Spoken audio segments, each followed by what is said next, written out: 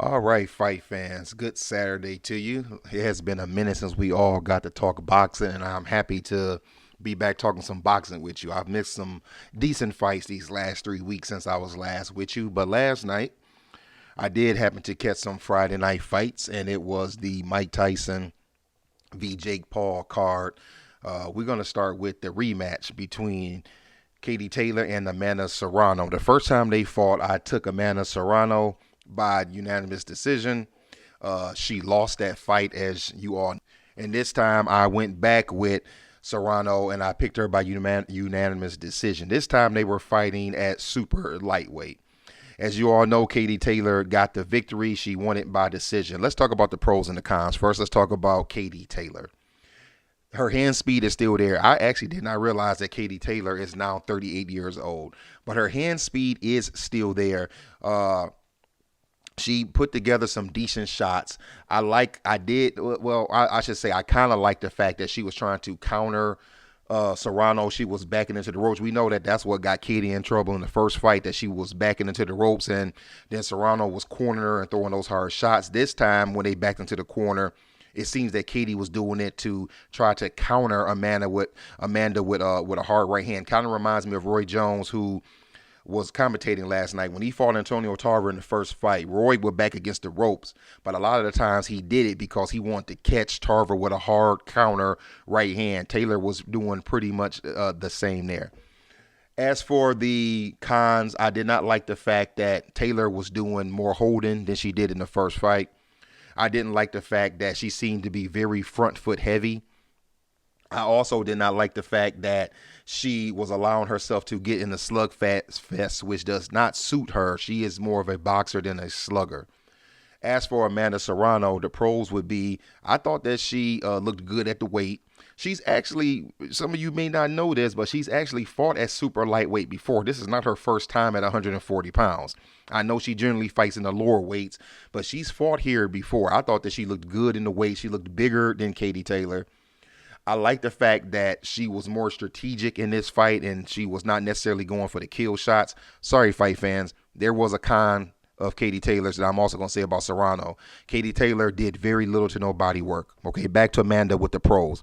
I like that Amanda was throwing her shot. She was throwing her shots off. Kind of the timing was different, if you know what I mean. She wasn't just throwing straight hard shots. Sometimes she would take a little bit off of it to kind of throw Taylor off. As for the cons, I did not like the fact that I felt that Amanda let her off the hook a couple of times. She hurt Katie at least 3 times in this fight, and I felt that maybe she could have put a little bit more pressure on her. I also did not like the fact that at the end of the fight, when she did lose the fight, she number one, she talked about the headbutts. The headbutts I did not think were intentional, at least not the first two. The third headbutt, I'm gonna be honest, like a lot of you, I was watching it on Netflix, and my the buffering was absolutely horrible. So there were parts of the fight that I missed. And when the fight came back in, I heard them say that Amanda got headbutted, and the commentators were saying that one was on purpose. I can't be the judge of that. Some of you who saw it, you can be. I still didn't like that, and I didn't like the fact that when Amanda mentioned twice that I'm a featherweight, and here I am up at super lightweight fighting. I didn't like that because number one, Amanda has fought at that weight before, and number two, she agreed to go up to super lightweight to take that fight. So I didn't like her doing that. Now, did I think Amanda won the fight? Yes. I'm not saying that because I picked her to win. I'm saying that because I really thought that she won the fight, but the judges saw it otherwise. You all saw the fight. It was a very, very good fight. Not as good as the first fight, in my opinion. That the first fight, out of a scale of 1 to 10, I would give it a 9. This one, I would give it a 7. It was full of action. When they got to the 7th round, they were just going for it. I mean, they were standing there throwing at each other. You could tell they wanted to get the other one out of there, and they didn't want it to go to the scorecards. Even though with the headbutts, Amanda kept coming forward. She didn't quit. She didn't say she wanted to quit, and she kept trying to win the fight. But I really believe that cut over her right eye was causing her trouble to see. And Katie she was definitely targeting that cut, which I had no issue with her doing. We get to the end of the fight, and it is unanimous decision. Katie Taylor retains her title. So now, what happens with these women? Now, they are up there in age. Like I said, I did not realize that Katie Taylor was 38, and I didn't realize that Amanda was 36. I thought Amanda was 33, 34. And I thought Katie was a little younger than that. So what happens from here? It's very simple to me. Rematch. I mean, excuse me, not rematch, but they have to go with the trilogy. I don't care that Katie won the first two fights. Both fights were very close. They have to fight again. It has to happen. They can't go for anyone else. They can't, quote unquote, have bigger fish to fry. I think that they need to fight each other, and it needs to be immediate, this third fight, because it will be huge, even if they are not on the fight with the men and they just want to do their own fight. Let's move on to the main event, guys. Jake Paul against Mike Tyson. I saw so many people saying how disappointed they were, how they robbed us. People, what did you really expect? Mike Tyson is 58 years old. I understand that Mike Tyson looks good in training. His body looked good for a man 58 years old. Mike was hitting the bags hard. He was hitting the pads hard. He was showing some of that quickness, but there's a difference between training where you're hitting the heavy bag, the speed bag, and you're hitting the mitts, then when you actually get in the ring and there's another man in front of you who's actually throwing shots at you.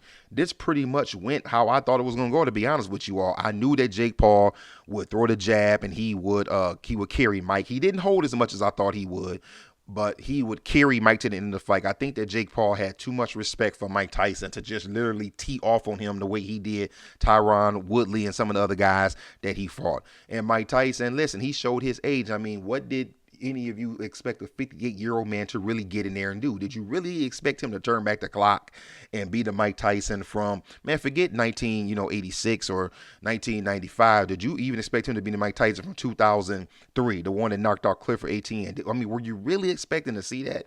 Were you really even expecting to see the Mike Tyson who fought Roy Jones 4 years ago? Now, that fight was an exhibition, and it was clear that Mike wasn't teeing off on Roy, but that Mike was even sharper than this Mike. The man is 2 years, a little under 2 years from being 60 years old. It was what I expected. Now, I will say this. I thought that Mike would rev up a few more shots to get the crowd excited. I thought he would dip in, come in a little closer, catch Jake Paul with a couple of left hooks to get the crowd excited. But, I mean, my man landed 16 punches, people. That is 2 punches around. And they were doing 2-minute rounds.